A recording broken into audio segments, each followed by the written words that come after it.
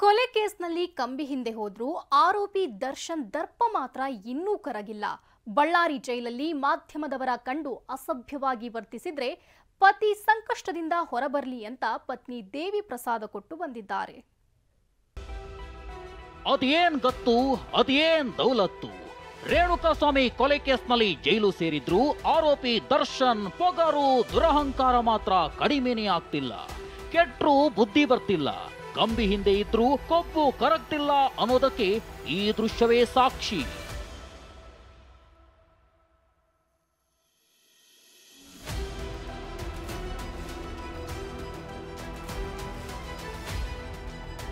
ಜೈಲು ಸೇರಿದ್ರು ಪೊಗರು ಬಿಡದ ದರ್ಶನ್.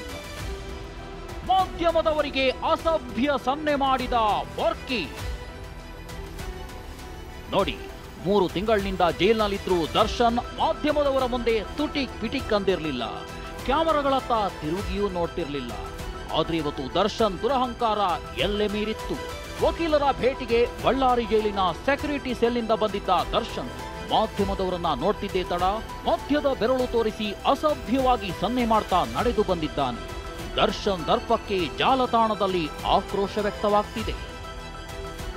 ದಾಸನ ಭೇಟಿಯಾದ ಪತ್ನಿ, ಅಮ್ಮನ ಕಾಣದೆ ಶಾಸ್ತ್ರಿ ಬೇಸರ.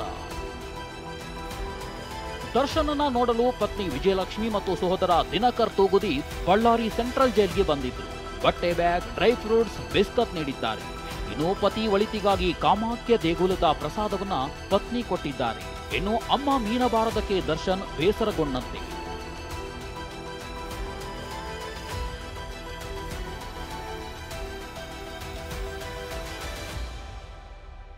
ದರ್ಶನ್ ನ್ಯಾಯಾಂಗ ಬಂಧನ 1 ದಿನ ವಿಸ್ತರಣೆ.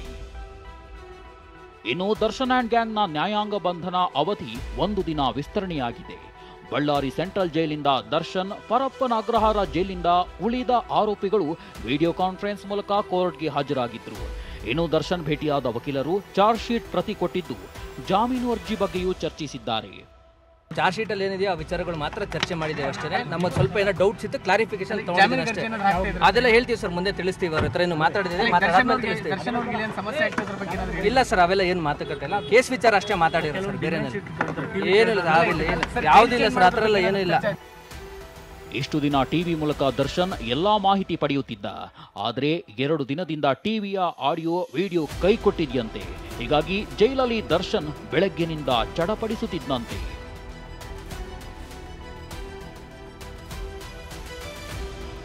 ವಿನಾಯಕ್ ಬಡಿಗೇರ್, ಟಿವಿ9 ಬಳ್ಳಾರಿ.